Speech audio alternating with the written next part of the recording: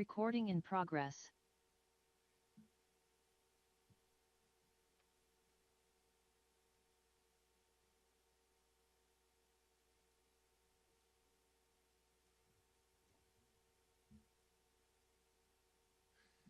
Good evening.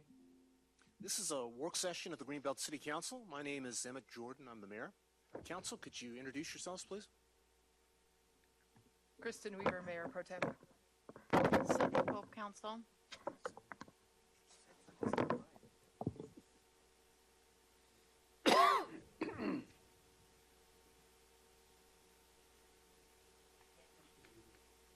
Danielle McKinney, council member.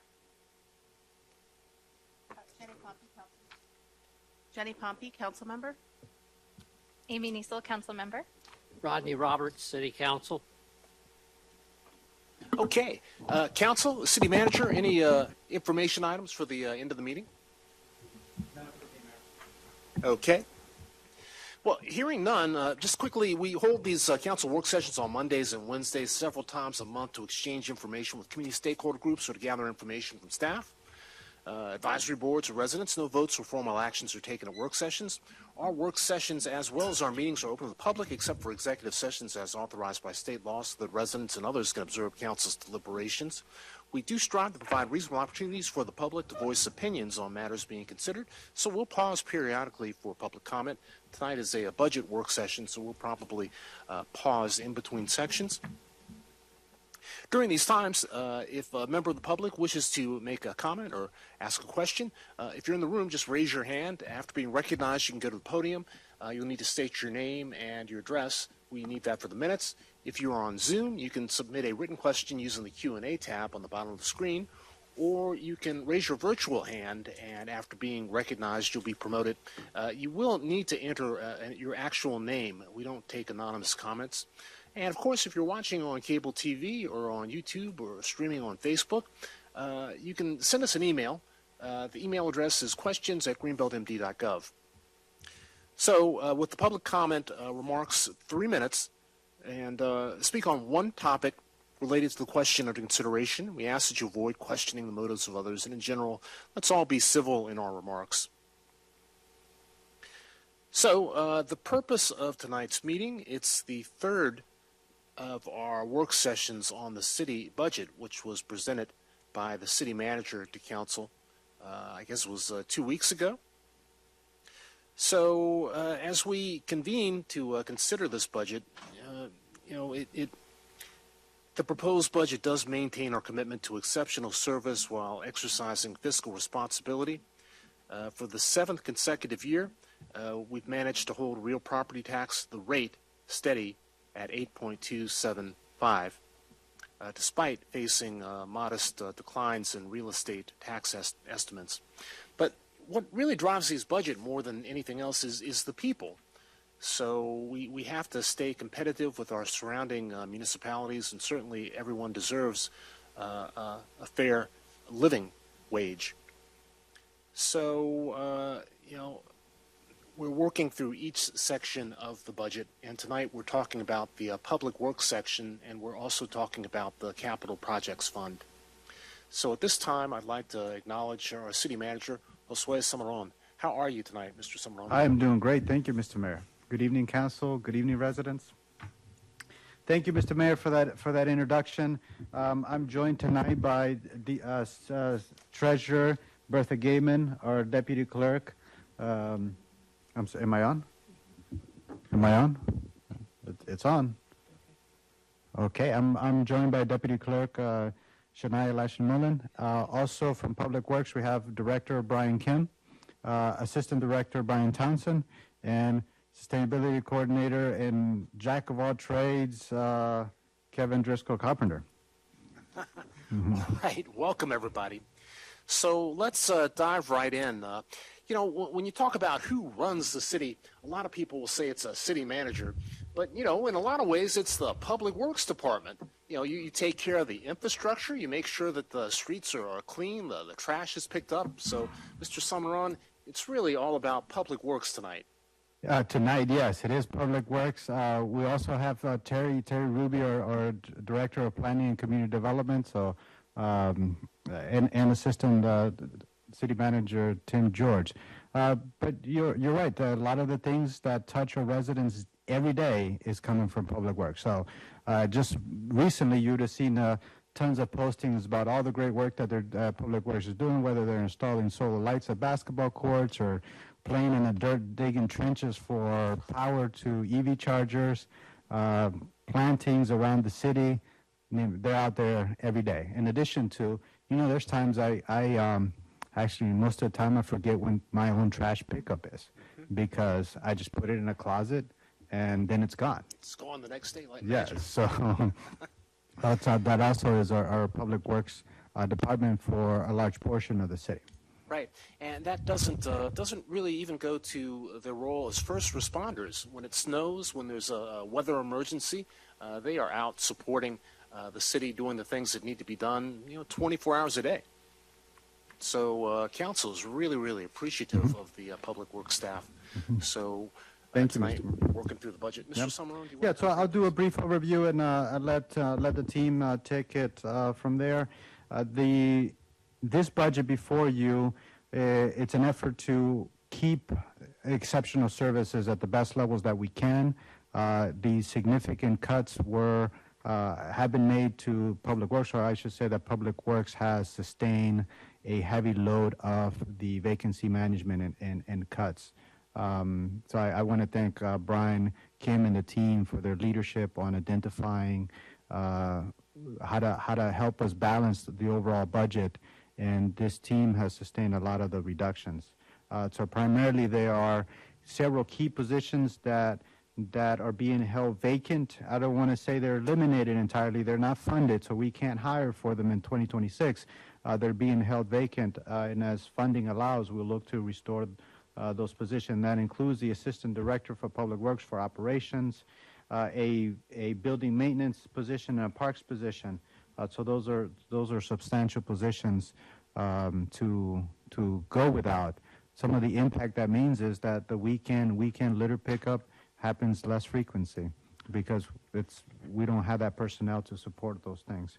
Overall, the other budget that you're going to see a significant change to is our waste collection budget. We presented to council an increase in waste collection fees, primarily driven by a deficit that we have in operations due to waste collection rates not being adjusted over a 9-year period. So long overdue adjustment. So we now have to play catch up because we've gone 9 years without any adjustments, and the world has changed a lot in last 9 years. We had significant inflationary increases, and also we have the compensation study that brought a lot of wages to market paying rates, and that is a significant cost increase to absorb. What forced us to revisit this issue this year is the over 20% increase in our tipping fees that we're going to have to absorb from the county. So that's a real hard expense. It's coming from elsewhere too that we have no control over. So we have to find a way to cover those expenses.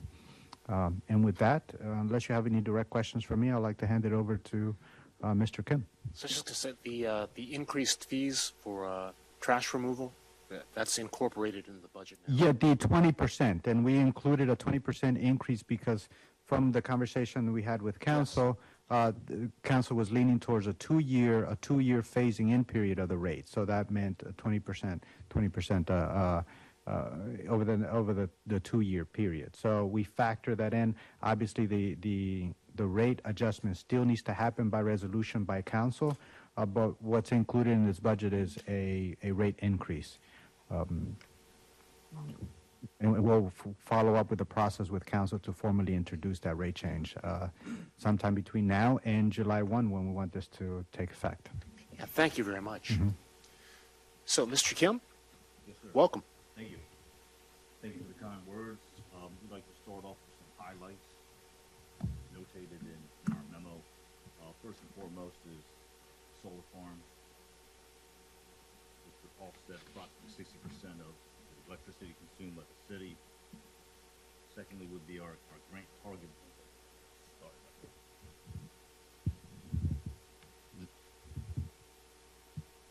Hello?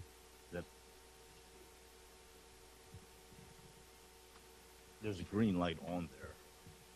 Then it's on. Yeah, is that better? Sorry.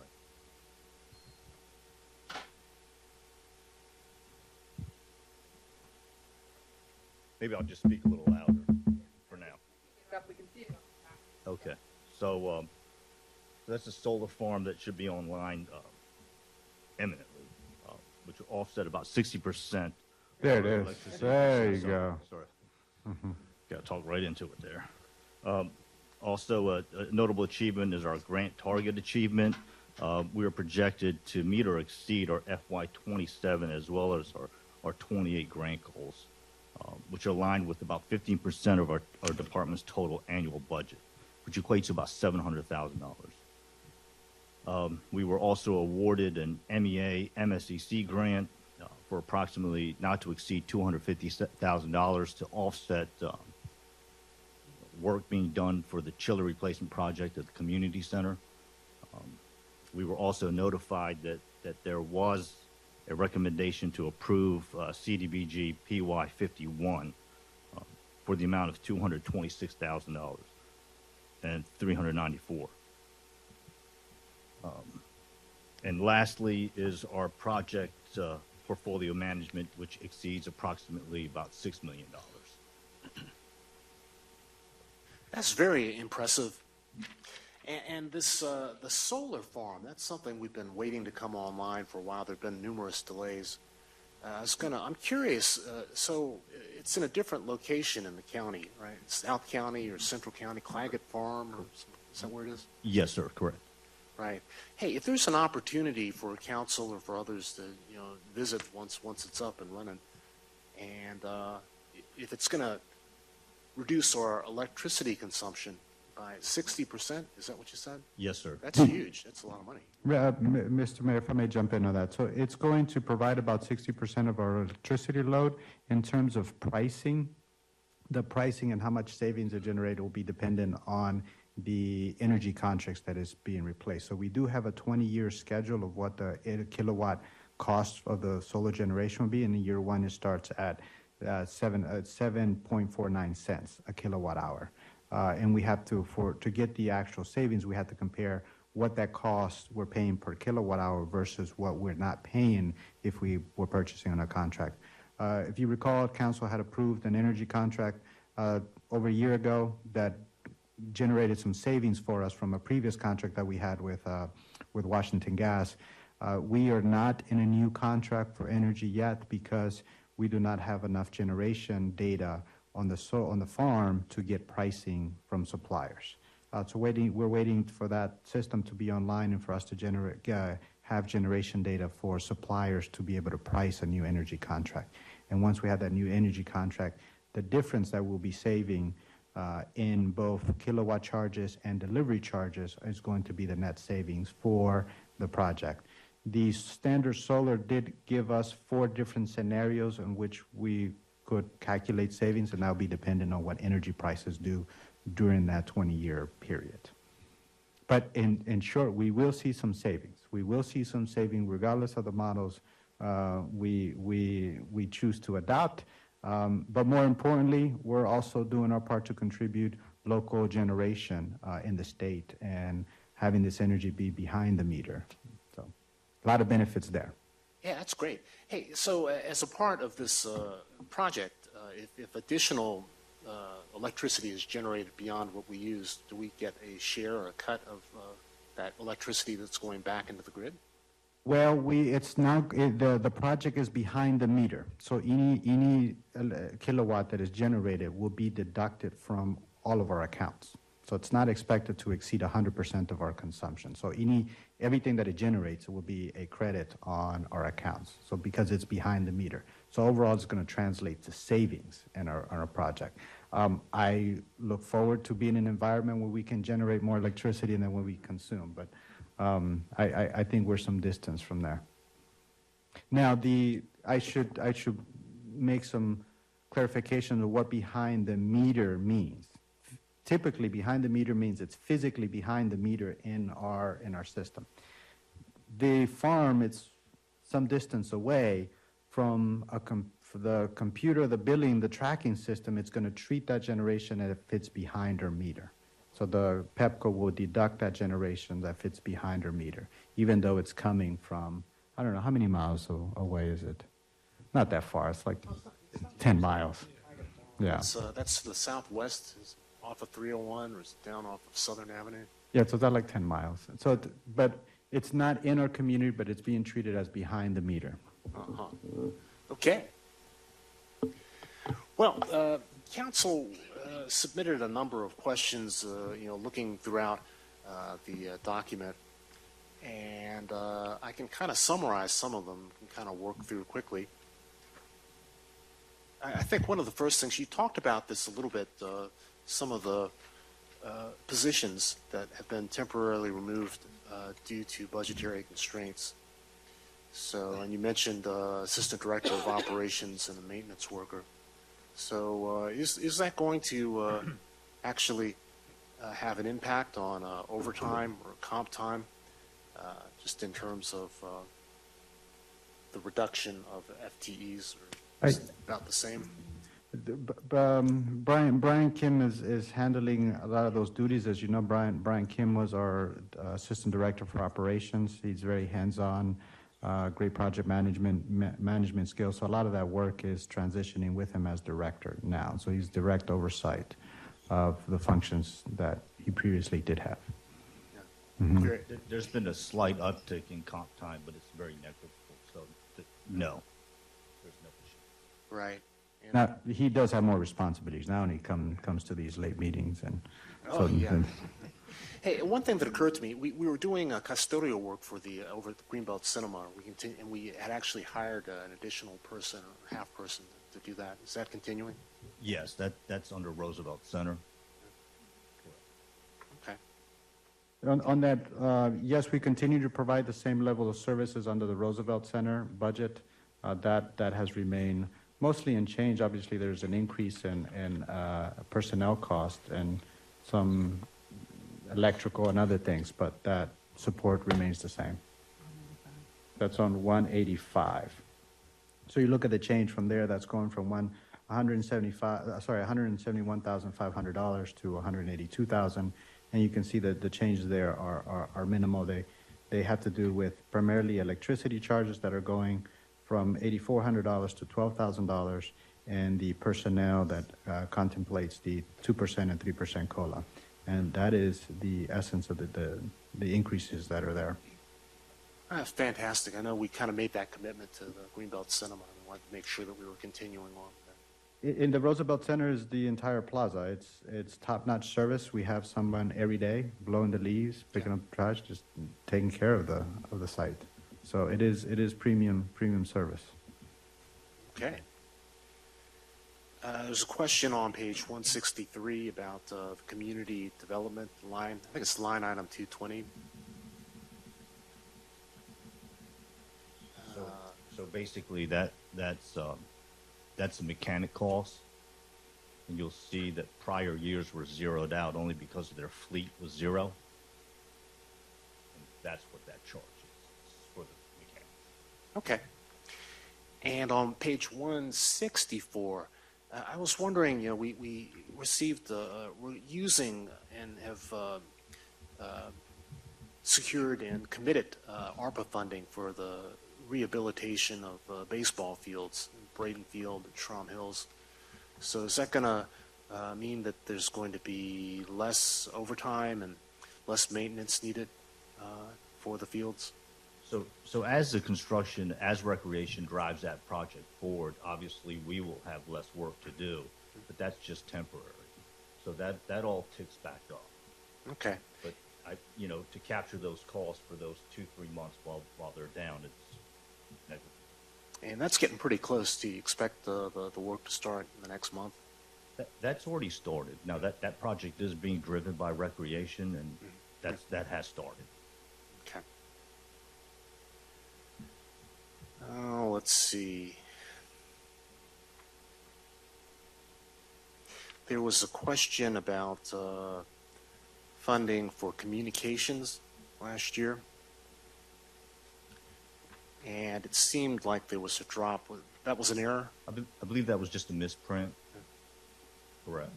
And I believe Ms. Gaiman made that correction. Yes, ma'am. Okay. Page 170.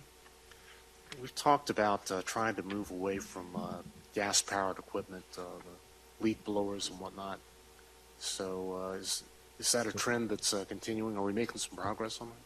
Yes, sir. That is a priority. So whenever the technology, meets budgetary constraints, we go in that direction. That is a priority, and that is a commitment of the department. Okay. Other questions on page 170? I have another one about the playground maintenance. Is there like a schedule for? We do quarterly inspections. We also do weekly inspections. We have teams that go around. We recently got somebody certified, and they're taking a very aggressive approach to maintaining and inspecting the playground. We're very happy with what the individual is doing thus far, and is pleased with the work. Right.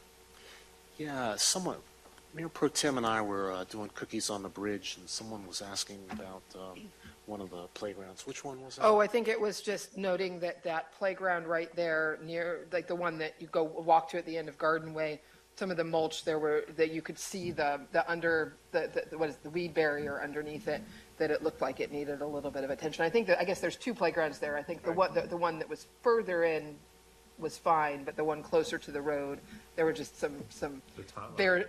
Yeah, I think so. There were just some bare spots that looked like they needed some more mulch. We'll have a look. That's great. That's great. On page 174, and stop me if you have a question or we skipped over something. One of you had asked about the expense, line item 71, miscellaneous. It was a big jump from 2024. So apparently that's a structural deficit. Is that what you were talking about in terms of the trash pickup fees? The structural deficit comes from just overall, we did an analysis over multiple years. The deficit has increased, and a lot of that is because the fees hasn't increased. So that's primarily driving the deficit. We do have at least one proposal, possibly an additional two proposals, hybrid proposals. And if this is the right time, we're happy to briefly introduce those other concepts of how we can reduce overall trash and continue to deliver services for residents and just enhancing the program. So what's in the printed budget is the proposal with the rate increase over a 2-year period. This is year one. So it helps reduce that overall deficit from $199,700 down to $119,800. The other two proposals that we are considering bringing back to council is a pay-as-you-throw model, where we've been meeting with a team called Waste Zero that has a proven method of implementing a pay-as-you-throw model. Pay-as-you-throw is you're throwing basically where you throw. So you pay a flat fee for having the service, and then you pay based on what you throw. It helps to do two things. One is obviously reduce the overall waste that goes into landfill, and two, create a more equitable trash pickup system that incentivizes folks to reduce their waste, while also incentivizing, obviously the rate reduction, but also creating room for those that generate more trash, will just pay more, and they carry the higher burden of that service. And John and Tom are working on that project, and we hope to come back. The team is going to look at this more deeply and come back with a recommendation to council. And Tom and John, I know I'm not doing justice to what you work or the work that you're doing on this, but it's my best effort to try to introduce this concept. So if you wanna jump in, please help me out on this one. The second proposal is, you've already heard of this. This is the composting program. We have a program that's working well. It's showing results. However, it's grant funded, and that grant funding runs out this year. The proposal is how do we integrate that into our waste collection service model? Because if that program just goes away, much of that compost, that food scraps, may make its way just right back into our solid waste stream. So we have two proposals. We have that pay as you throw, and we have the composting program proposals that would help inform a decision about how do we develop a better waste collection service in our community. Tom and John, do you want to jump in on the waste here just to kind of give a highlight of what we're hoping to bring back to council? Tom Taylor, I live in Laurel Hill Road. And Luisa Robles, our sustainability coordinator, has also been involved in this in meeting with Waste Zero. And we think that, as Josue said, the pay-as-you-throw model has worked in other jurisdictions. They have models in Connecticut that have proven to really reduce waste a lot, and as an incentive for residents to reduce what they throw out. You end up examining what your waste stream is, and how many bags you use, and that kind of thing. So it's an educational component that really helps residents learn what they're putting in their trash, and they can separate it and put it in recycling, or we can, and with the food scraps program and that kind of thing. So it would really, it's a proven model. There was a very successful program in Maryland before, and so Waste Zero wanted to come back. And Luis and I attended a webinar about this, and at that point in time, they threw out an offer and said, we'll do a pilot project, and we'd like to do one in Maryland. And Luisa said, well, would you consider Greenbelt? And they did. They think Greenbelt is an ideal program size community, and with the number of households we have and all that kind of stuff. So they're willing to do this pilot project with the city, and they would fund it. A pilot project would be free for 1 year. So, and hopefully it would prove itself, and and it will really reduce waste. And like I say, it's a proven record. And it kind of combines with composting the food scraps program as well, because residents have to, and I know you're going to have a lot of tough decisions to make. I'm hoping, and we put together a proposal, some budget scenarios that hopefully will ease the pain a little bit and kind of identify different ways that the city can support this with different levels of subsidy. And I know you have a lot to consider, but as you have your any discretionary funds that you have, if you would give strong consideration to, some subsidy for the food scrap program, because I think it would really, it will benefit the residents who who are involved in that, and if they also can sign up for the pay-as-you-throw program, that'll be a way for them to save money for anything that they have to put forward for continuing to participate in the food scraps program. But a city subsidy would help reduce that a little bit, and it's been a very successful program. Compost Crew, and I've been involved as a volunteer, working very closely with Luisa and Compost Crew all the way from the start. We feel it's been a very successful partnership. Contamination has been very, very, very low. We've been Compost Crew said it's the best community they've ever worked with. Our set-out rate, weekly participation rate has been averaging close to 90%. And the cooperation with Compost Crew has been fantastic. So, and this has been a pilot project, as you know, and pilot programs are designed to prove things, and we feel it's been very successful, and we hope that if you can give some consideration. We're concerned about, if participation drops off a lot, we're going to lose a lot of momentum. And we built this base, and there's a possibility to really expand, I think, food scrap collection in the future. So if we can maintain this base as strong as we can, I think we can build on that.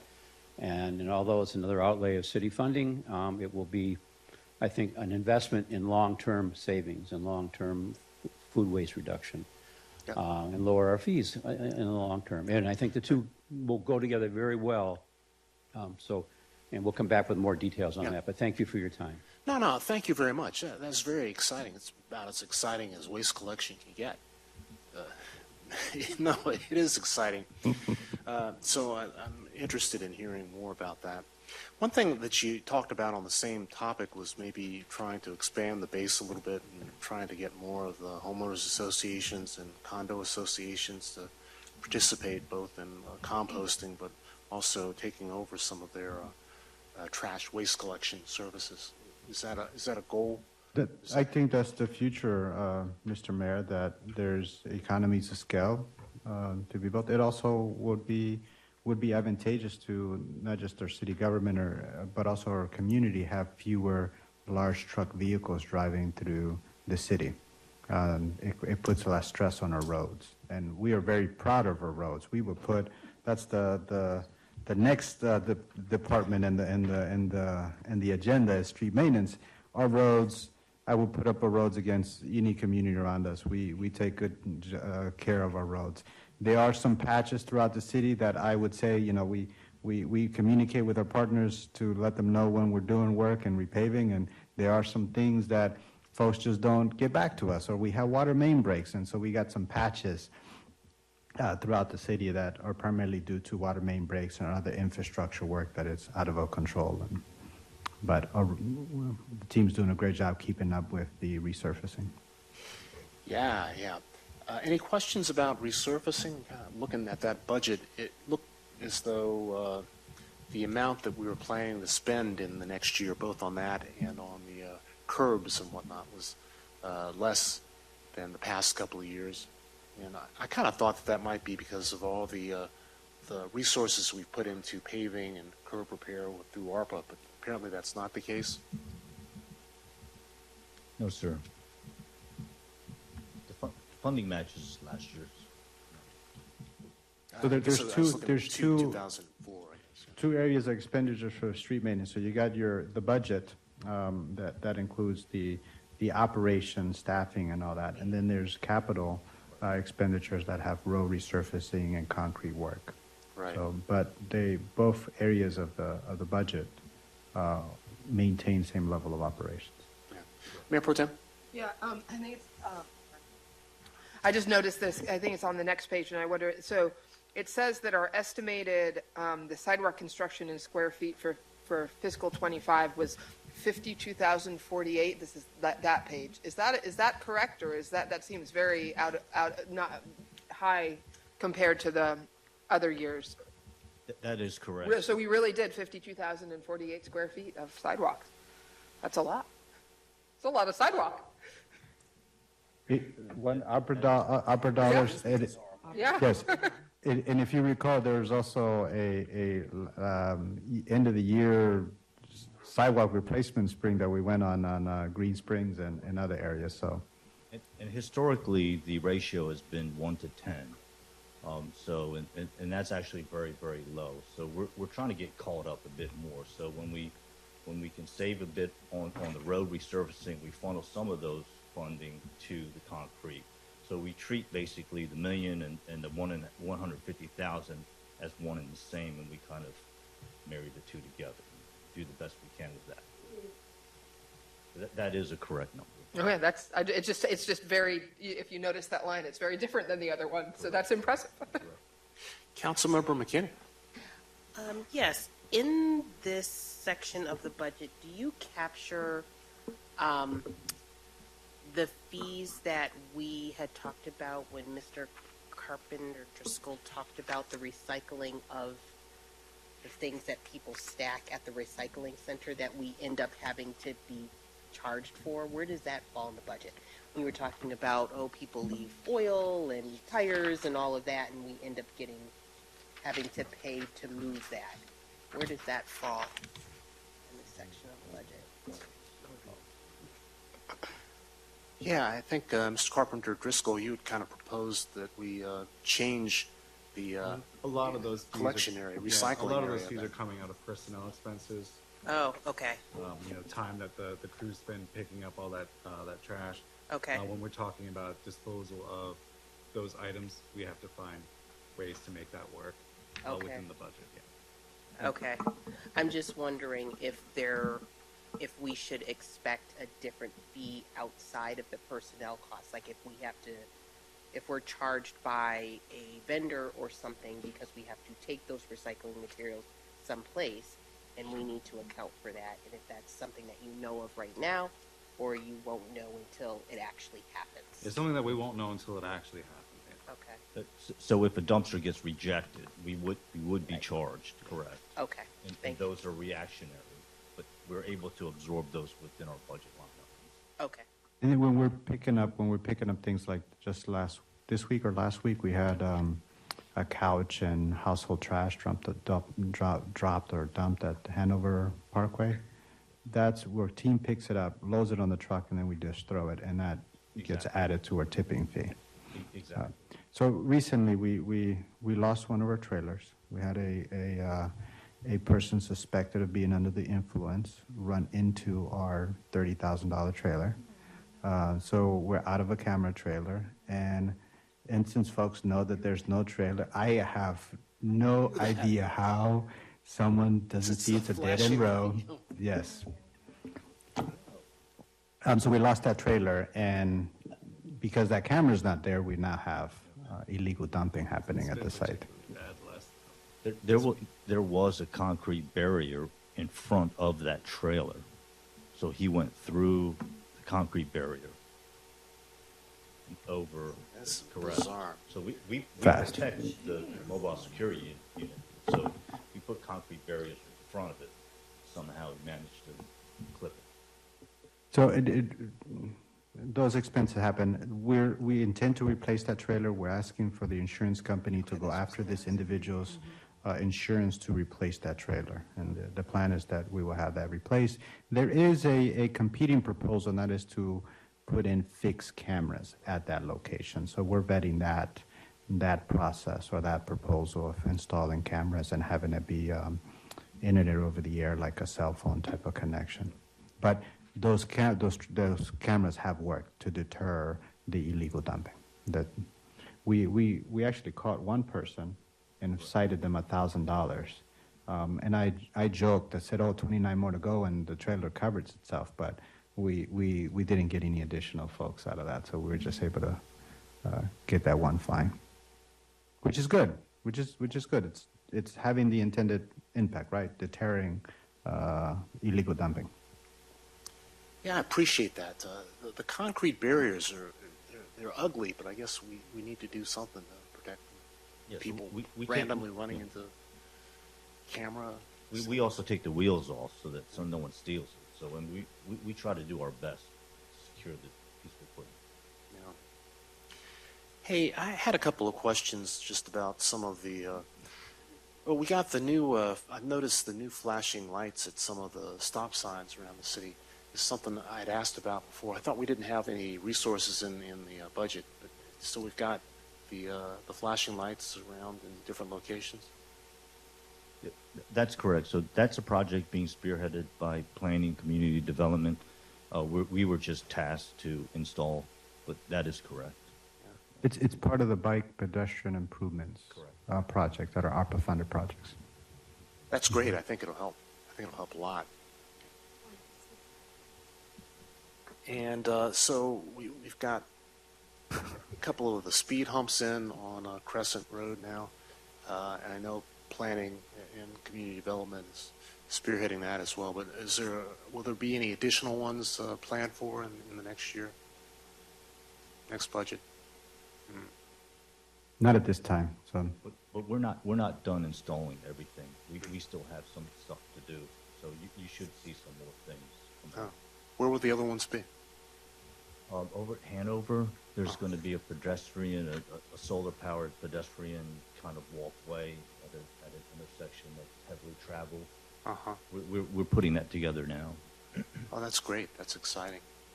And finally, with the traffic lights, I think we were told the traffic light that's in front of the Greenridge House does not meet current specifications. So is that going to be taken out? Or I think the city we've got we're a two traffic light city. I think that's our only traffic light. Terry? Well, there's one on Southway, but that's State Highway. There's another one. As Terry's Well, making there's her one way at up, Ora Glen and Hanover. as Terry's making her way up, we don't have money to replace that. That is correct. We don't have that program this, for FY26 for replacements. We do have the one at Hanover, Oregon traffic signal that is maintained by, we have an agreement with State Highway Administration. And then, the one at Greenridge House. Then we have the rectangular flash beacon, which is what Mr. Kim was referring to. We're actually putting in, I believe, 4 of those. One will be going in near Motiva. One will be going in Spring Hill Lane and Cherrywood Lane. And then on Hanover Parkway at Oregon as well. And then we have some flashing yield signs. I think 6 pairs of flashing yield signs that will be going along the Hanover Parkway corridor, and that is all part of ARPA. To answer your question, since I'm up here regarding the speed humps, at this time we do not have any plans. However, as traffic calming requests come in and we evaluate them, it is one tool in our toolbox that we look at. The draft traffic calming study for Central Greenbelt currently does not propose any, so we don't have any planned at this moment. Okay, hey, thank you very much. The reason why I asked, so the funding for these projects is ARPA mostly, but some of it might be on this page as well. Correct. Okay. Any other questions? Page 178 is sidewalk construction. I think, or maybe not. Well, page 178. Well, we do have sidewalks on there. So why has sidewalk construction spending increased FY 2025?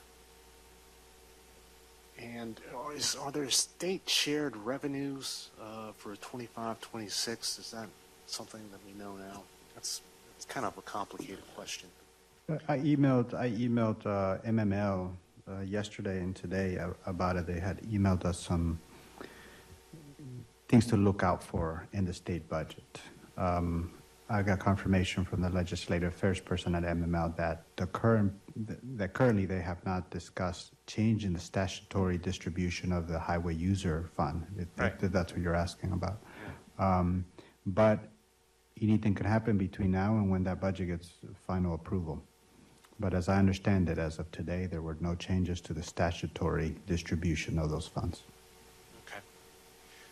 Let's see, Mayor Pro Tem, you asked the question about bus stops. Yeah, I mean, just wondering about the,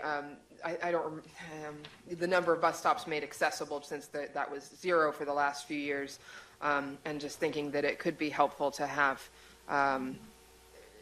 since I don't think all of our bus stops are accessible, if we didn't do any this year, it might be helpful to just have more of a tally of how many still need improvements, as part of the performance measures and then we can see kind of how far we have to go. That was I think my comment was just that did that mean that we had them all made accessible, which I don't think we did, but it would be nice to have, to be able to keep track on how much more we have to go, and maybe even not just accessibility, but if there are other improvements that are needed on some of the bus stops, just sort of keeping tabs on it. And maybe it's in a different place, just not on this particular page. And I see Miss Ruby's making her way over because, our policy, we didn't have enough funding to do, we only had enough funding traditionally to do 1 or 2 new or renovated bus stops each year.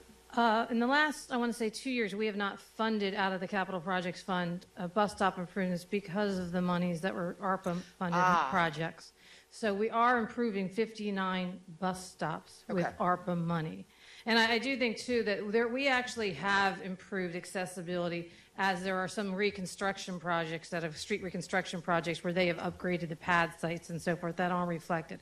But I understand your interest in having greater statistics. Yeah. And we are building our bus inventory GIS database, improving upon the one that Kevin Carpenter Driscoll worked on for us.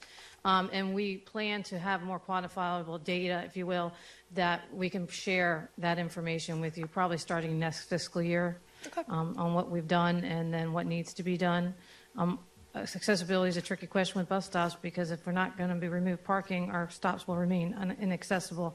So we'll try to define better on what the obstacles are at the various stops so we have an understanding of those. How many have, the accessible pads, how many have benches, accessible shelters, and so forth. Yeah, and if we can get to that granular level, that would be great. I just think looking at this line of number of bus stops made accessible as a public works performance measure, and it's all zeros, it's like, well, but is that really the case? Haven't we done some? Right. But I guess the factor is because it's done from other budgets or other sorts of things. So I think I've commented on this in a few different cases. I think there's a lot of these metrics that don't reflect what's really happening, all the good work that's happening in the city. And so if we can make these metrics, I mean, that somebody just looking at that is going to think, what's the city been doing? Why aren't these bus stops made accessible? But we know we've done things, so I'd rather have that be demonstrated as part of the budget. Understood.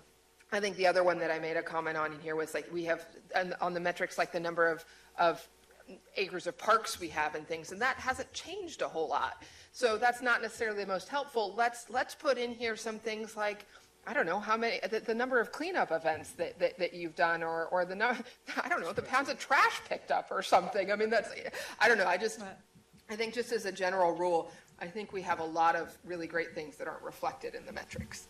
Yeah. Yeah, I think that's true. While you're up there, Ms. Ruby, so with the bus stops and the Better Bus Plan, are we thinking that the city in the next year will have to move or build any new bus stops?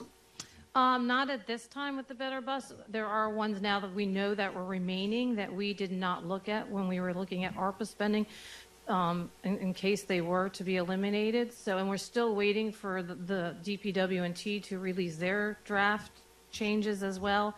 So we'll look at all the remaining bus stops as a result of the Better Bus Network and whatever the county does, and prioritize as needed for the future funding as well. Yeah, very good. Thank you so much. Let's pause. Mr. Hartman, you have a question? Comment?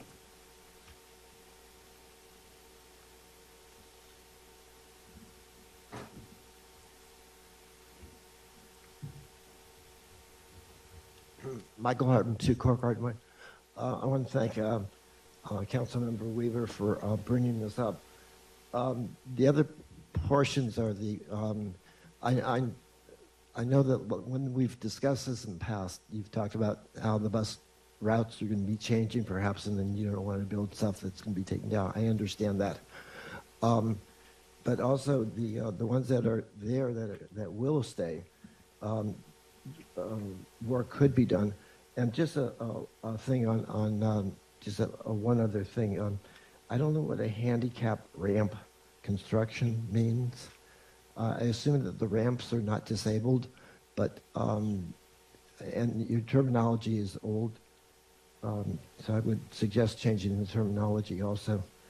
But what do you mean by the ramps constructed?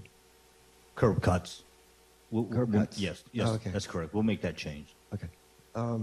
And while we're here, I was going to ask, is there someone on your staff who has experience in accessibility, someone you could relate to? Because accessibility for people with disabilities is across a department, and I'm wondering if you have someone on your staff who has that knowledge to look at things, to notice things. I brought up before about the snow removal, for example, not being dumped in spaces reserved for people with disabilities, or that someone follow the street, the snow removal trucks, and make sure that the curb cuts are not covered as well. But is there someone on your staff who has a knowledge, who has a different job, but someone who knows about accessibility and all the factors? We do not have a specific subject matter expert that's an expert of disabilities. No, we don't have that staff member. But you probably have special training from time to time.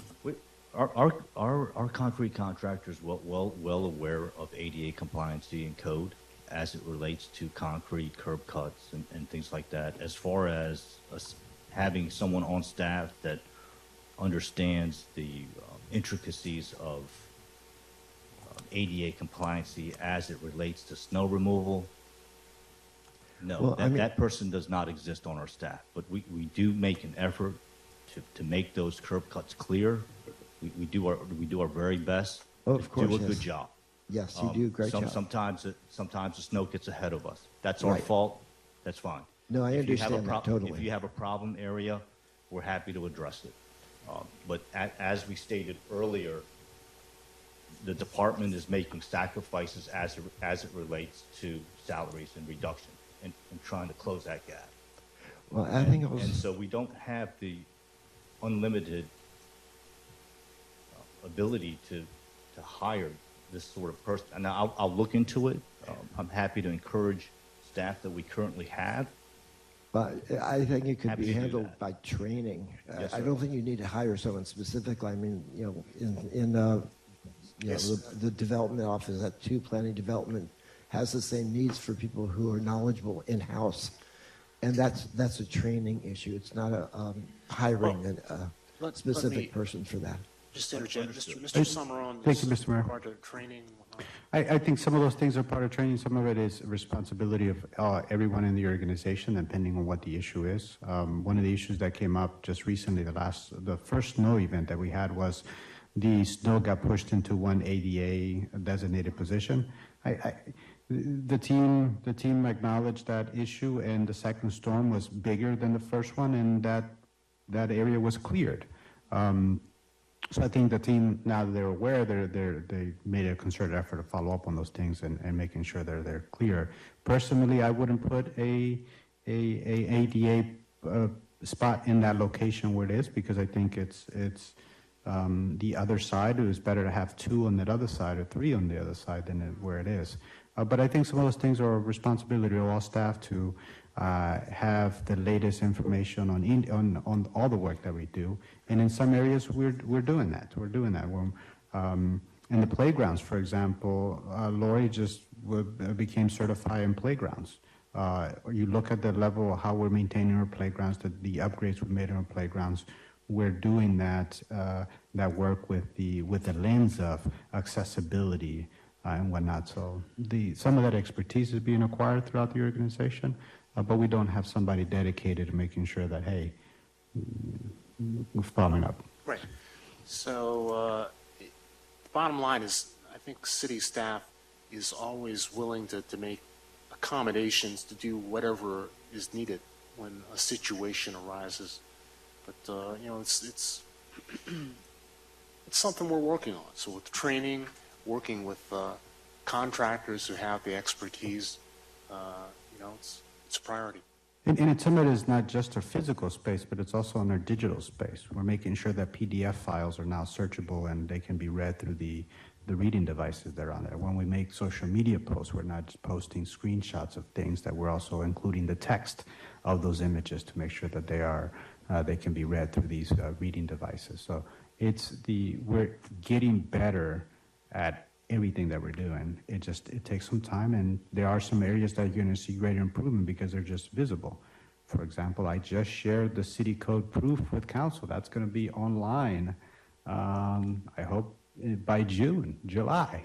Obviously, depending on council accepting it. But that's going to change how people interact with city code. It's not going to be a PDF file that people have to download and read through. Now it'll be searchable.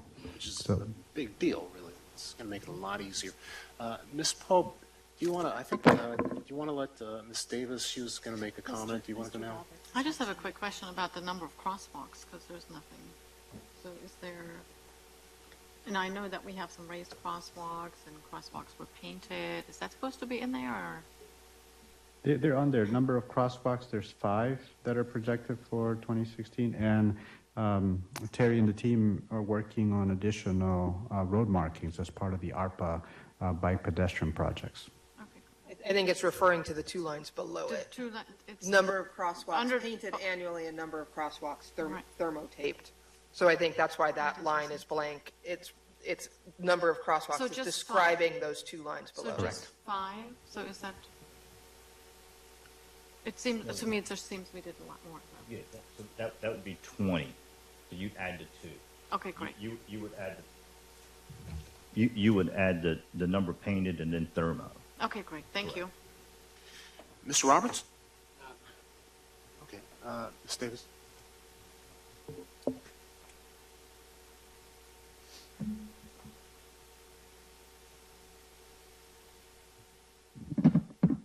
Jay Davis, Greenbelt East.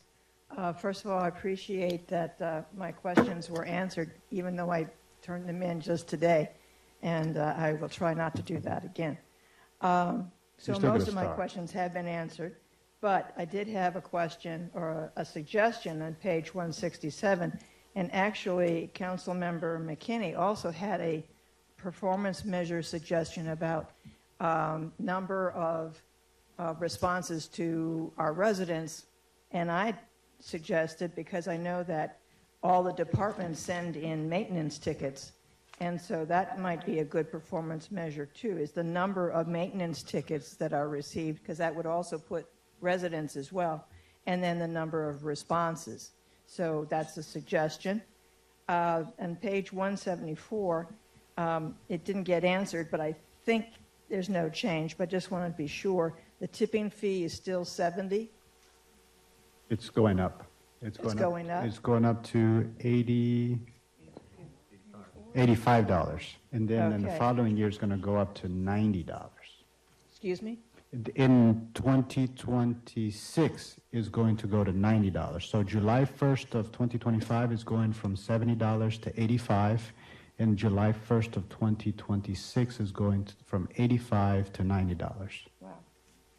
And then the MERV rate, is that still 26? Yes.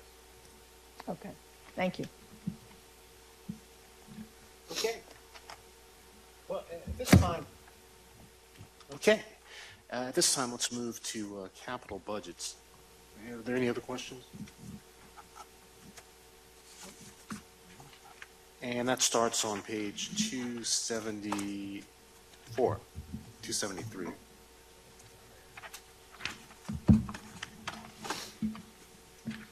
I had a question on page 274.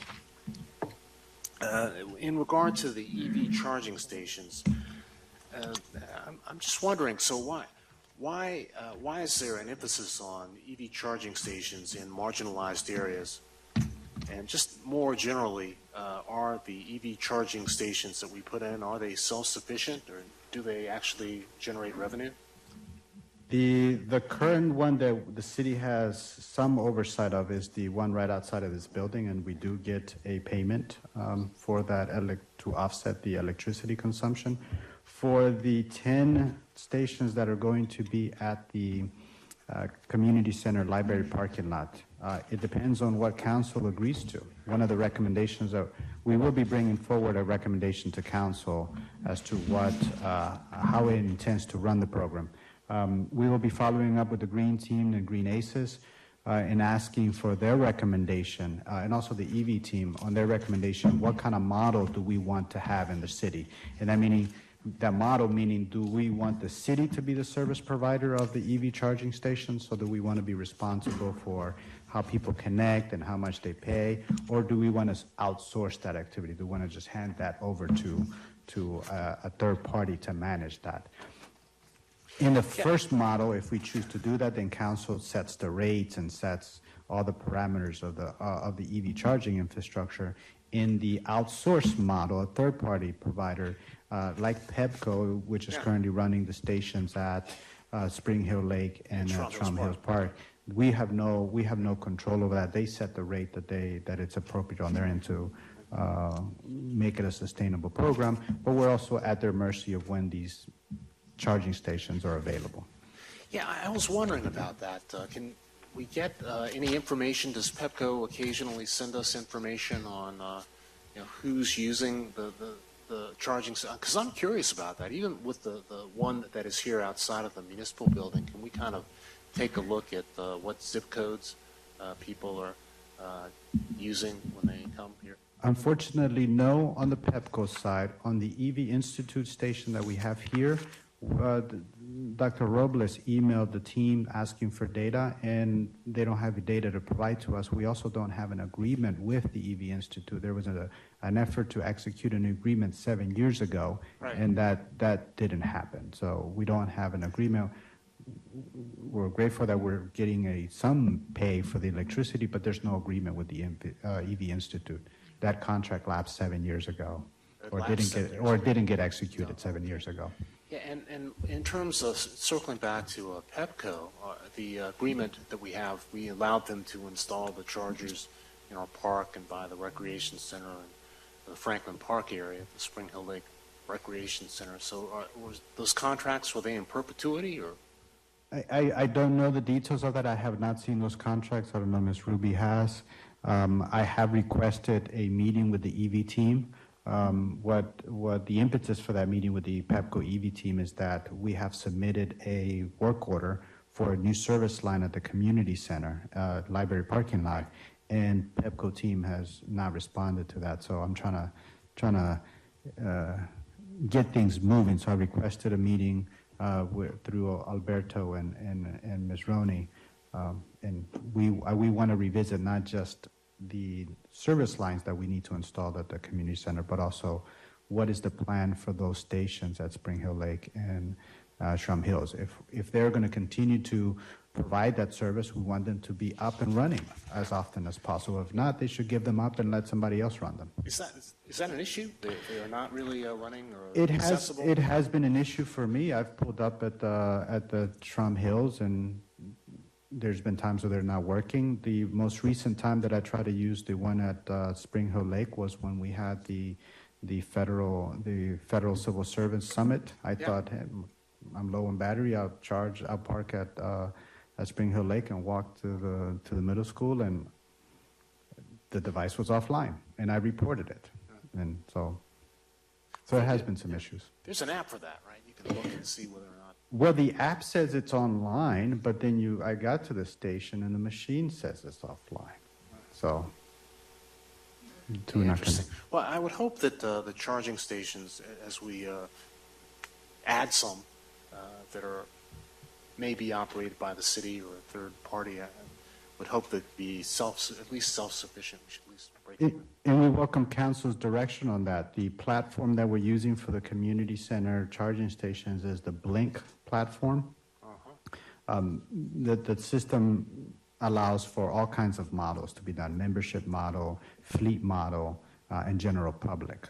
So we would be bringing that information to council, and we'll look for direction from council. We are looking at, or we're in the planning phases of adding EV charging stations to Buddy Attic Park. When we move that, we would like that platform to be the same as the community center, because we want it public facing. It would be available for the public. But those are questions that we would be asking council. How do you envision this? I have my views on it. I would prefer that we do the third-party outsourcing model, because we do not have dedicated personnel to manage the EV charging station. Currently, our EV charging manager is Mr. Kim. So adding 20 more stations and the public reaching out to Mr. Kim when there's an issue, it's going to be burdensome. So my personal opinion would be that we outsource the program and let someone else manage it and charge what they need to charge. But with that comes less control over the rate that we set, and whoever is running that is going to look to get paid, cover their cost. So there's that question. Those are questions that we have to deal with down the road. And I hope the plan is to deliver the 10 EV charging stations in June. So we hope to have those direction from council when those units go live. Okay. Yeah, we're going to have to get Mr. Kim another cell phone to handle this. Mayor Pro Tem. I was going to say that, thinking about, that's not a lot of time to have, it seems like it's a lot of time, but we've got all these budget work sessions between now and then to have time to discuss that. But I guess what I was going to say, it's come up a lot of times in Green Ace, is the fact that we didn't have the data about this one outside the municipal building, because I think Dr. Robles has been trying to get those numbers for a very long time, and I guess now finally we have an answer as to why we weren't getting them. But I guess the other thing I was just going to point out is that there are actually, I believe, I don't know if it's 1 or 2 chargers that I think are Blink in the parking garage at the Verdi Apartments, and there are also some chargers at the Motiva apartment complex. I don't know what company does those, but I believe the way that apartment complex has set it up, you have to sort of register with the apartment management to get a card to be able to use those. So that's one model we could think about, and if something like that made sense. I don't know who uses those, but so just just those notes of those are other ones that are in the city on private property in these multifamily apartments already. Yeah. In full disclosure, we currently use the ChargePoint platform, and it's working great for the fleet, and we'll continue to use that for the fleet. The Blink model platform is as good with ChargePoint. It has different features.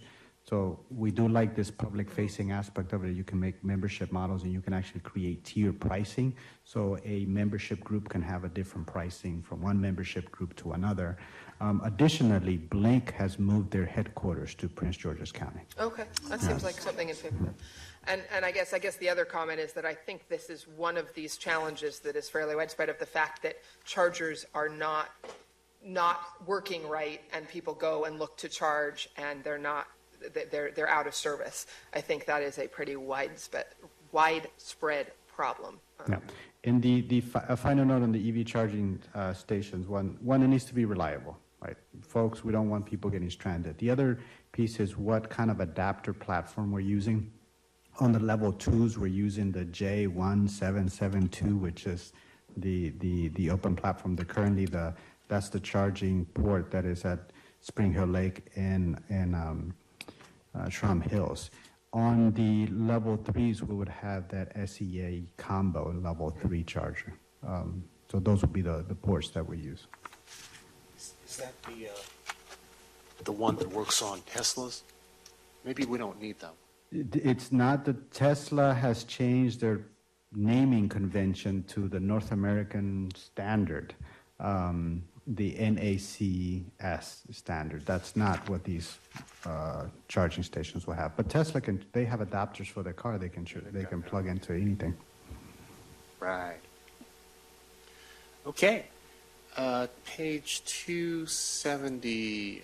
Are there questions on page 275, 276? On page 277, I was wondering, we've been having a lot of discussions over the past couple of years about working with Pepco and the streetlights, and the fact that Pepco has proposed trying to sell the streetlights to the municipalities. So I'm just wondering, is that thinking incorporated into this budget in any way, or a longer-term budget? Yeah, not in the 2026 budget. We had set an allocation that I see we'll need to correct the page, Tim. In the 2025 budget, we had done Pepco streetlight. Oh, no, I'm sorry, it's there. It's there. The Pepco streetlights, you'll see that in the 2025 budget, there's an allocation for $80,000. For the current year, we do not have agreement with the streetlights yet. I mean, we're still working with Pepco on that. There'd be a couple ways that we can approach that program. One, we can use existing reserves to buy those lights and do the upgrades, but we could also look at a financing model and pay for the lights itself through the savings that an LED converted light would generate.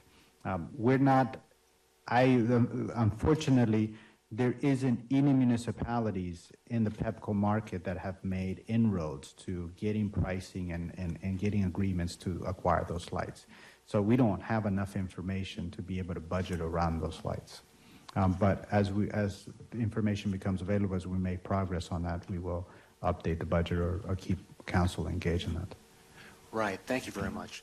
Hey, sorry to jump around a little bit. On page 273, I was just wondering about the Capital Reserve Fund project list. And, a lot of questions about funding for the Vision Zero Action Plan. Is that looking any better, or just in terms of, from what we've heard from other municipalities that have made similar requests, that's a federal grant that we'd be using for that? So, at this time, we anticipate receiving the funding. Our grant agreement is under review now, and we expect to have one to execute very shortly. So, from what I've heard, there may be some new stipulations. Is that something that's under review? The future applications. The criteria has changed, so they took out a lot of the equity aspect, inclusionary aspect of it, and projects will be scored differently. That's a shame. Also, so with the Hanover Parkway off-road bicycle facility, I know that's a project that is being worked on. Is that beyond design, or is it still in the design phase? Because one of our residents, Mr. Gasper, he came to the council meeting. I guess it was about 5 or 6 months ago, and he bemoaned he had not really seen that many changes on Hanover Parkway over a pretty long time. So Well, we have a significant amount of ARPA funding being spent on Hanover Parkway, as well as this project. We're in the process of drafting a request for proposals. It will be taking our current 30% design for an off-road bicycle facility. The project's area is starting at Mandan, extending to Good Luck Road, and this will take it to 90%, so basically permit ready. right. And then we'll be looking for additional funding to construct. So construction would be a couple of years down the road. Yes. Probably. Okay. The cemetery preservation master plan, we got the grant from AFA to do that. Yes, and you recently awarded the contract, and we will expect that project to get underway within the month. Right. And let's see, this Red Oak mitigation plan is I hadn't really, I don't think I'd heard about that before, but it sounds very interesting. It's a stormwater project. Sorry. It's currently in the RHA. Yes. Can you describe it, the partnership, a little bit? It's a partnership with the state of Maryland. And That's correct. Sorry, the gentleman that spearheads that just left. he got away. Spun up on it. You can blame me for that. I kicked him out of his seat. Okay, any questions about those capital project fund projects? And moving on, just looking at the list here on page 275, 276.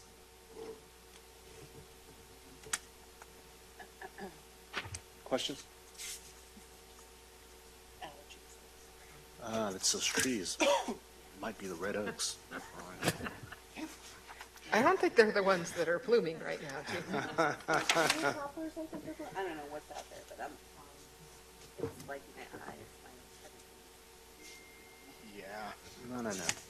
On page 2, yes, please, Ms. Pope. Yeah, while we're in 276, I asked earlier about the dog park, if we had if we have any thoughts of how we're going to deal with the water situation, because summer is upon us, and I don't think we've come to any conclusion what we're going to do about the water. Mr. Kim and I have been emailing today that we're going to reach out to the contractors that bid on the project in 2023 to get updated pricing, and we'll bring that to council with the pricing by the end of the budget process. So if that's something that council wants to add to the project, we would have all the pricing to do that. A bit on background, it's a challenging project. A water line that we were priced is $120,000. Looking at what kind of portable water systems there are two methods to go about it. One is having a drinking water system designed either through a water capturing system that harvests rainwater and it filters it, but it needs power source and needs upkeep and maintenance, or a more simplified version that's a water container that you put chlorine tablets. Both require maintenance and ongoing support to do that. The one with the canister that holds water and it gets treated with chlorine tablets is less appealing than a dedicated water sourcing. So I'm starting to believe that the long-term solution, or cost-effective long-term solution, is a dedicated water line. That comes at a significant expense. We will price that out and bring that to council, and it will be council's decision how it wants to move forward with that. Thank you. Mayor Pro Tem. I guess my question about that is, if we're talking about this filtration and chlorine, I mean, if we're talking about water for the dogs, not for humans, right? We're not talking about we're talking about a water source for the dogs coming to the dog park. Are we talking about one that is, a water fountain that's suitable for humans? I'm treating it as, I'm thinking if I have an animal, a dog, It's my pet. I personally, I would not give it water that I'm not willing to drink. Exactly. And if we're tapping into a water line anyways, we can have both, just like we have at the lake. One for the dogs, one for the people. So but to your question is, we will want to reach that drinking water standard. I was going to say, most dogs will go and drink from streams and lakes and not. Yeah, but that's not good. That's when they get worms and all kinds of other diseases. Yeah, I guess I understand Ms. Pope wants this priced out again, but we got prices before. It's not going to be cheaper than it was in 2023, and I think we could bring a truck with water and like drinking water, and bring a truck with water and dump it into a barrel, and it would take us a very long time to get to the price that running water lines would be. But we'll see what the prices are. But I'm skeptical of the utility of that when we could get, one of those, like, I mean, how much, even something like one of those water jug things on a, and that, I mean, those aren't outdoor usage, but I am very skeptical of the necessity for spending. It was over $100,000, wasn't it? Like $150,000 for a water line when it could be a jug of water. Let's cross that bridge when we come to it. This is an opportunity for council members to discuss and put things on the table. We should always respect the views of council members. Mr. Roberts. Thank you. Thank you. Appreciate it. Sorry, I had to laugh at that one. The fact is, animals do need clean, fresh water. I mean, you can't, when they drink out of puddles and stuff, they survive, but you don't know the damage it's doing to them, just like it would do damage to us.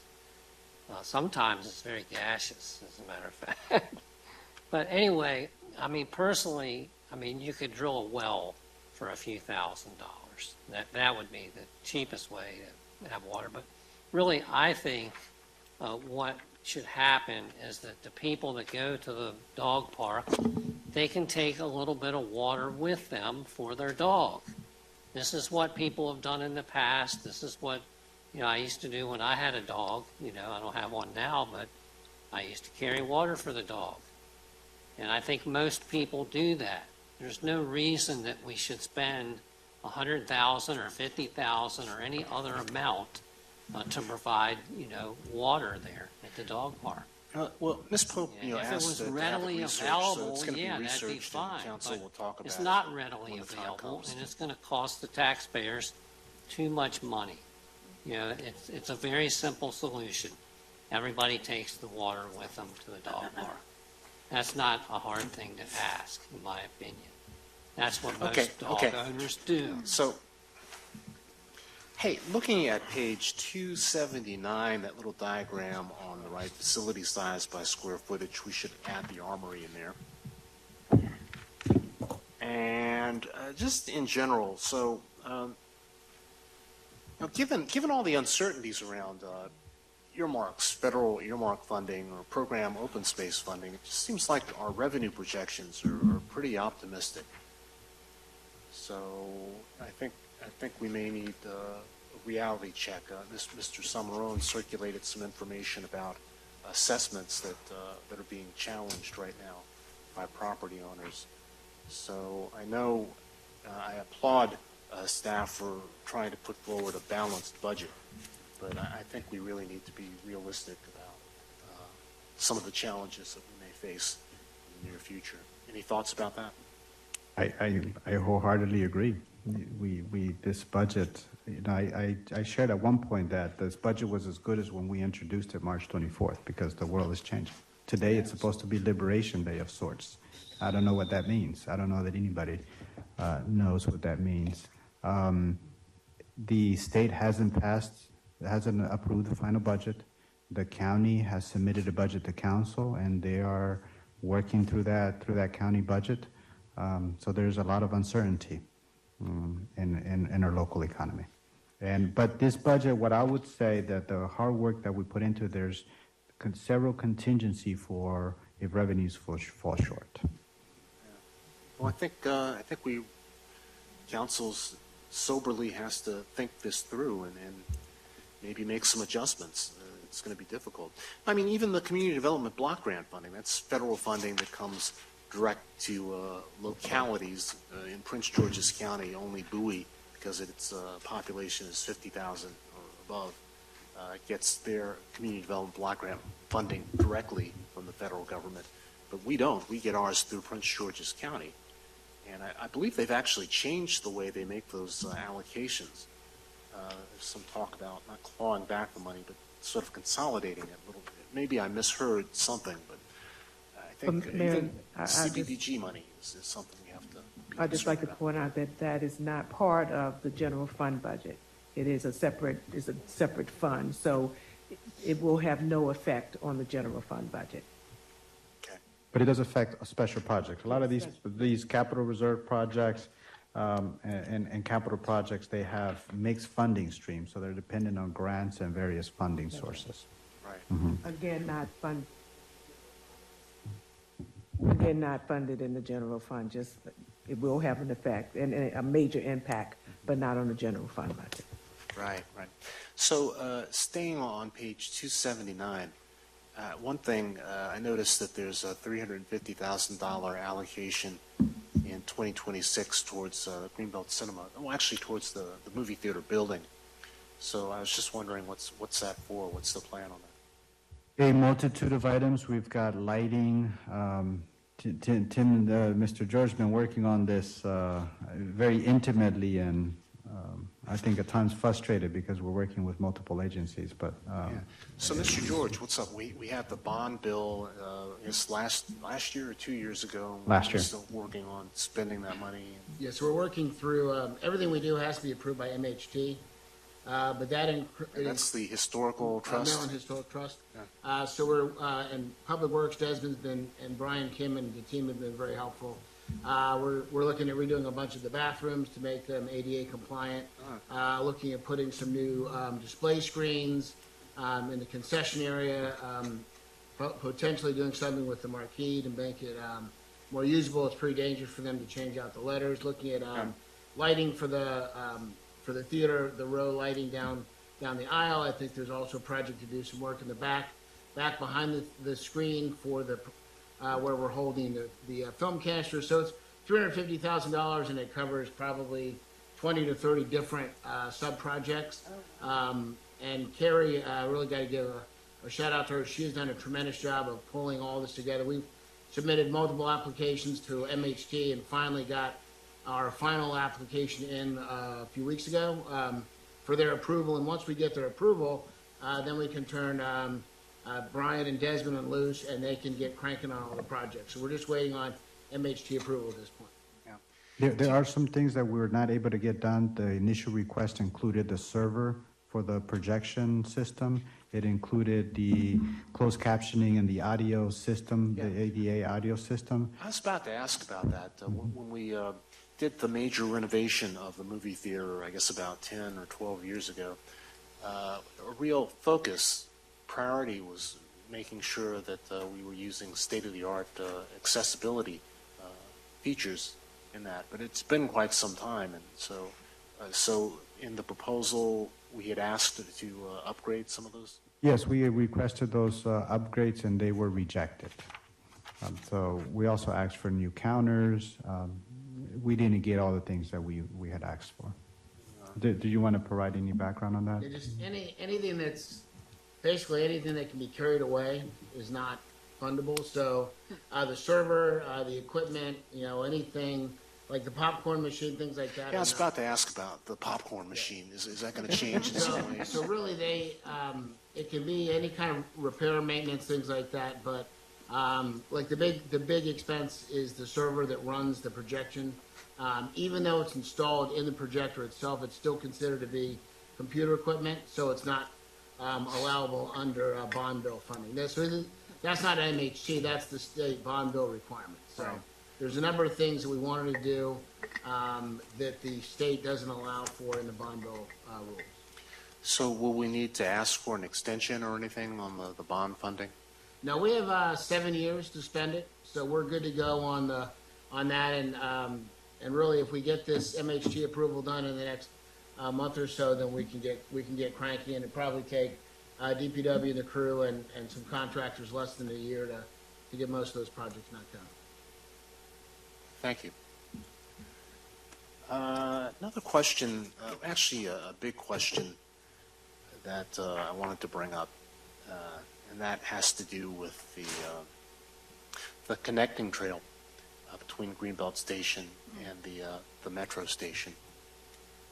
And I know the consensus of council is that we just need to go ahead and get that started. It's a really high priority. It's been a high priority. God knows what's going to happen with the FBI. I don't know, but I don't think I'm speaking out of turn in saying that we just need to start and we need to get that going. It's been, I don't know, 12, 15 years or whatever. It's been a long, long time. Well, Ms. Ruby's got some good news for you. We're planning to move forward with it. Yes, as you know, the project was put on hold during the FBI discussions by WMATA and under advisement of the state as well. The project is now moving forward. Actually had a meeting today. We are working with the state and the consultant that the developer had hired to finalize our response to what we did is we had to submit 60% submittals to the state. We got very substantive comments back. We are finalizing our responses to every comment we received, as well as we are revising the budget, which is a requirement of resubmittal, and our procurement documents are a requirement.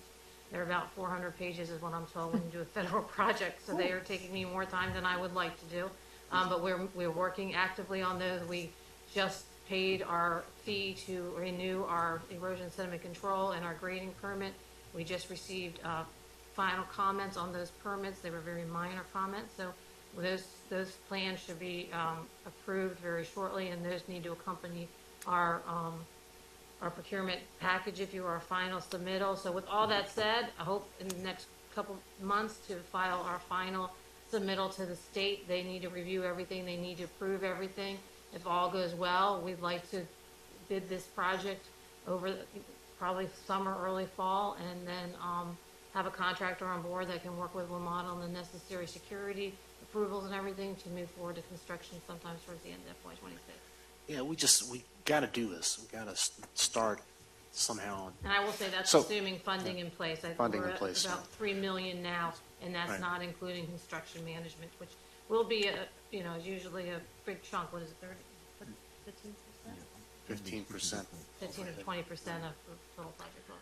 So the stakeholders would be, Greenbelt Station, the HOA there, the state for the wetlands, and WMATA. Those are the land holders, and the utility companies also are stakeholders because they have to put the electricity in the water. Right, well, we already have our PEPCO easement, so that's already been granted. We already have our easement from the HOA.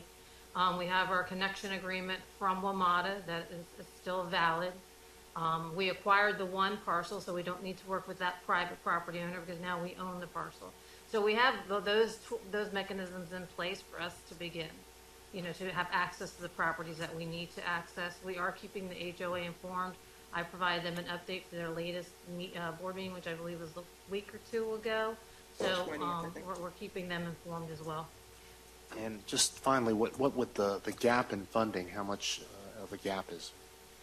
It's a little premature for me to say. We have we have a $1.5 million TAP grant, and then I believe it was around $1 million of Capital in capital grants. And we do have some monies we have been reserving in the Greenbelt West Infrastructure Fund to take this project. So I believe right now we're very close to meeting the construction probably cost of the project, but I see some gaps with the probably construction management, which we will be looking for other federal grants, although a lot of them, there's some challenges with the construction management in terms of we want some consistency on who designed the projects. A lot of those require you to go back out to bid, and also want to see more of a construction project than they do like a design engineering project.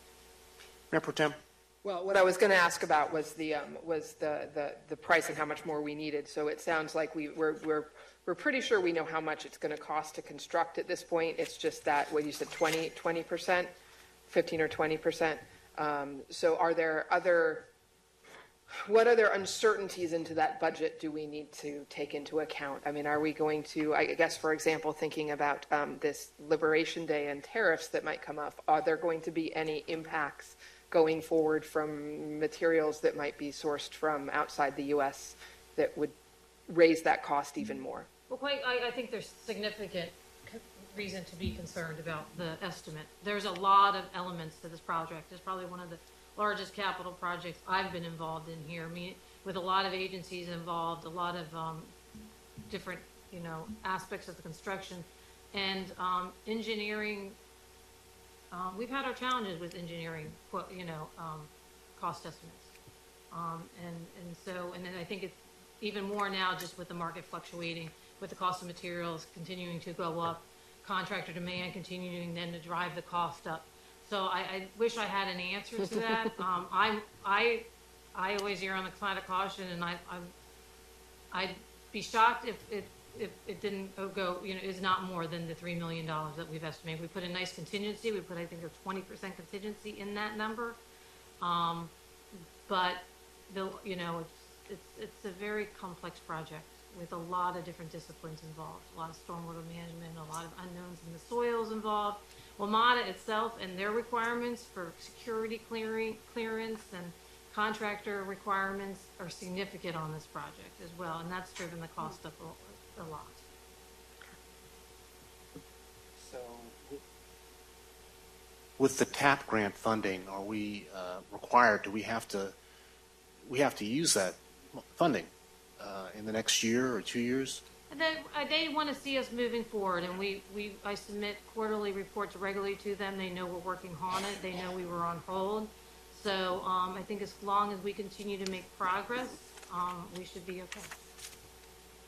Mayor Pro Tem. Just one other thing that I just wanted to follow up is I appreciate the insightfulness of trying to push us to keep moving forward, even while we thought the FBI moving there might pause or slow things down again. Now that project's back on pause, I appreciate your foresight of pushing that forward and making sure we were continuing to move, since the situation has clearly changed many, many times over the last, I guess I've been in my house in that neighborhood in 10 years now, and it's changed quite a few times in the last 10 years. It's a very, very high priority in my mind, council's mind. We'll pause for some public comment. Ms. Davis?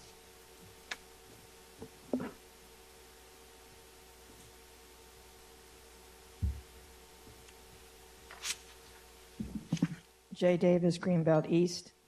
A question about, I keep asking about program open space money, and I know that there's like several pots and it's now got a different way of getting it and so on. Do we still have program open space money that is left over from when we had a pot of money? No, we do not. The only caveat to that is we have about $200,000 of funding that was allocated for the Buddy Attic parking lot project that we are in the process of if you will, spending the remaining dollars of that so we can close that out. Other than that, our old money is gone. Okay. But when I say that, we were very fortunate when the program change took effect and that they were no longer going to be allocating those monies that were allocated to us previously. Our balance was basically what we received in our Greenbelt Aquatic and Fitness Center project. So in essence, I think that made us a little more whole than some other communities that weren't ready to go on a very large project that had large pots of money, sitting there waiting for that big acquisition project or that development project to come forward. And we did use program open space money to acquire that parcel? We did not use program open space. We used general fund monies for that because of the timeline required for program open space and some of the requirements of using program open space. It really just was not at that time, a feasible option for us if we wanted to acquire that project, that parcel in the time span that was being offered to us. What we did do is, because we use general fund money for that, it did free up, and we are using POS monies, if you will, to do some outdoor recreation amenities as part of the Greenbelt West implementation of the master plan there. I noticed in the whole list of projects, and everything is very flexible, obviously, but the gateway signage and lighting item was removed from one list, and then there was supposed to be $10,000 spent, and now it's not there anymore. Did we complete anything? The $10,000 is there. It's showing it being expended in this fiscal year, which is the lighting of the gateway sign. Okay. And that's been the only monies program for that project since we put in the gateway sign. It was removed from the list because it was duplicative. It was in there twice.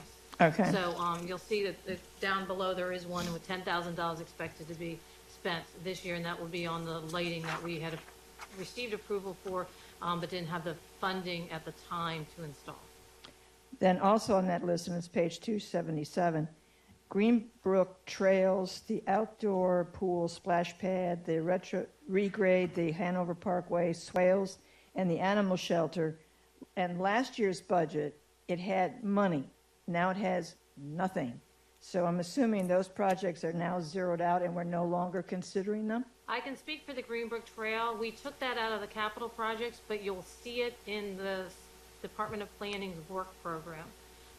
Because that really, we're taking that back to right now in sort of the planning phase and not actually the built construction phase, because we want to bring, if you will, cohesive recommendation to council, because the scope of that project has changed immensely since this council, the majority weren't even involved in the original decision making. But in addition to the easement, there will be a very significant capital improvement expenditure required if the city were to take that over. So Mr. Kim, in cooperation with planning, we will be bringing to council, if you will, a cost estimate for the improvements that would be necessary if the city were to assume that, as well as the draft easement. And we will be doing that with in-house capabilities. So that's why right now it's not currently in the capital improvement project, but it is not forgotten. Okay, but the others, the outdoor pool splash pad? I would like to add something to what Ms. Ruby said about the Greenbrook Trail. There's also a policy issue to be discussed with council, how we go about to acquiring private property for public use. And that's one of the easement issues with the Greenbrook Trail, that this currently is private property. It's on HOA property. And I realize I'm over time. May I continue? Just have a few more things. What is council's will? I would say yes. I think we're in pretty good shape as far as time goes. Oh, yeah, we are. Okay. Okay. So the outdoor pool splash pad, the swales, the animal shelter, those are either going to be way in the future because they're nowhere listed on the list anymore. That's all zeroed out. So for the animal shelter, some funding was set aside via ARPA. We're working on that now. We replaced the HVAC unit, and we're in the process of doing what we can do with the flooring and some minor equipment in the shelter. Okay. And then on page 278, there's a list of, we always think these are unprogrammed.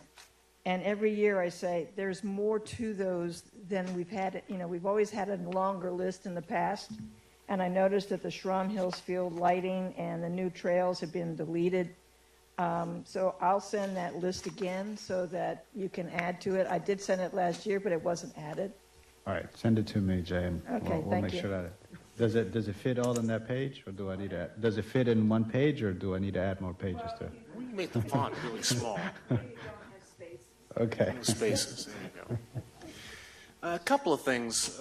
One, I just want to say I feel like I've been bait and switched with the Gateway Sign project. We talked about it, made decisions, we got grants to put some signage in various parts of the city, and we ended up just replacing the one in the center, which was not the purpose or the goal initially. So somehow we get back to that. There was no bait and switch. We only received grant funding that covered the cost of one sign, and it was council's directive to begin with the Southway sign.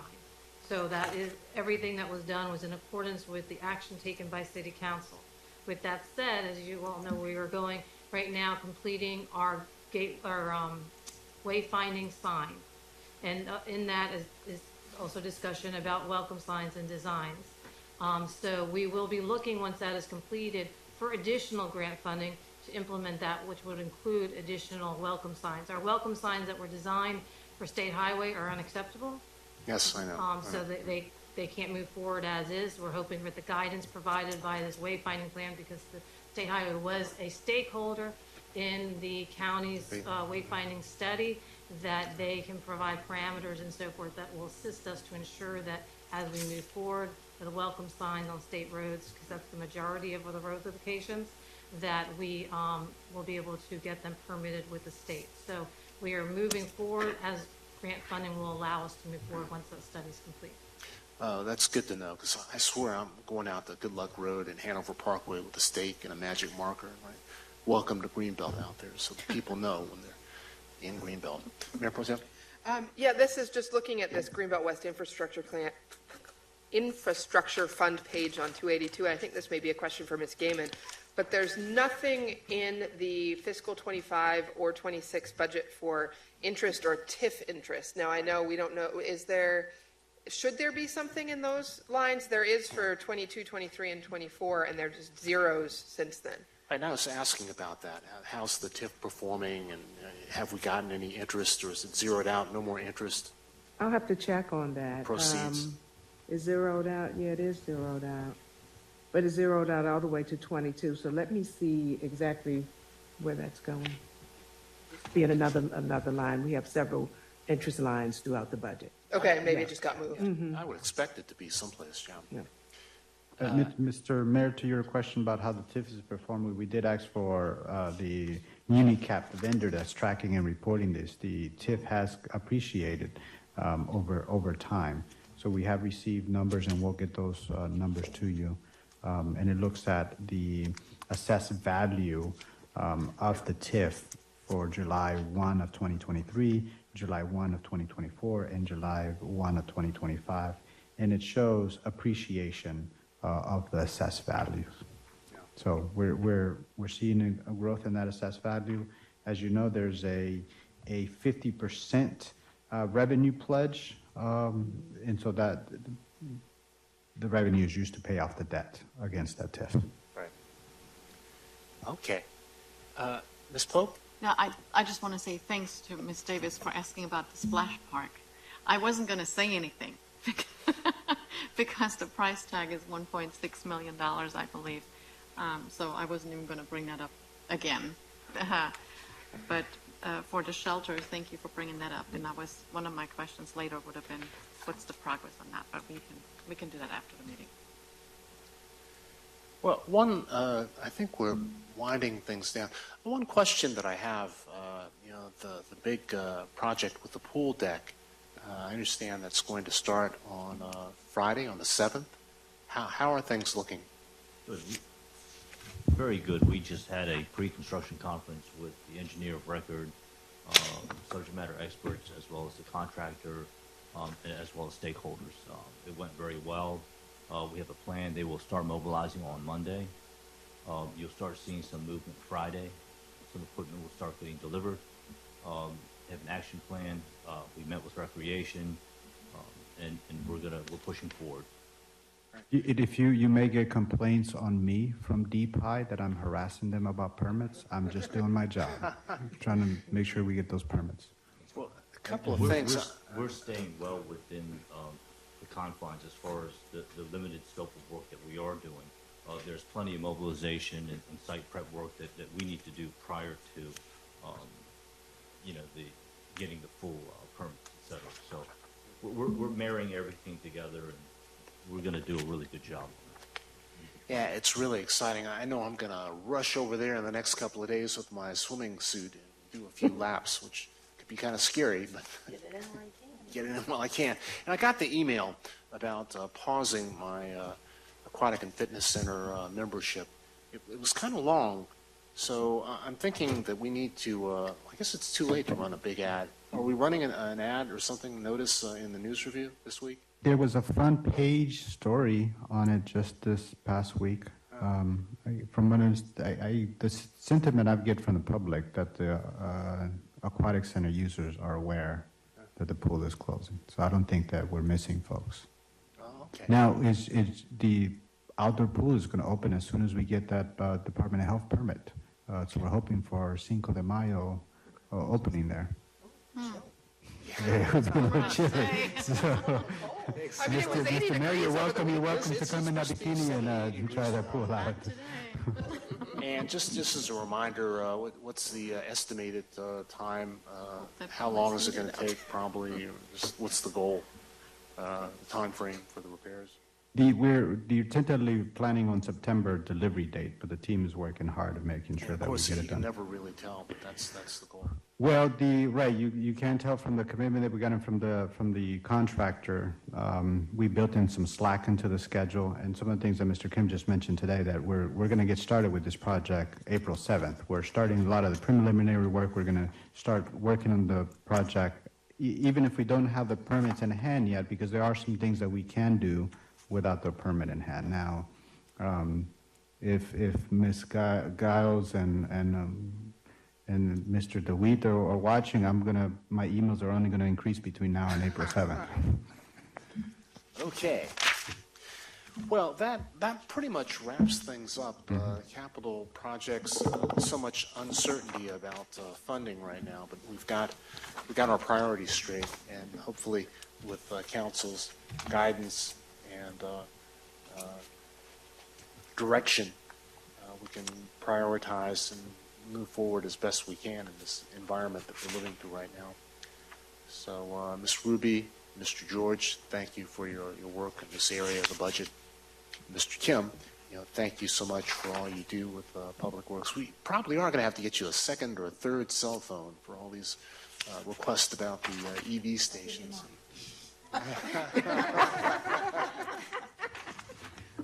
Not to wrap things up prematurely, Council, there are general thoughts you want to share about Public Works? Thank you.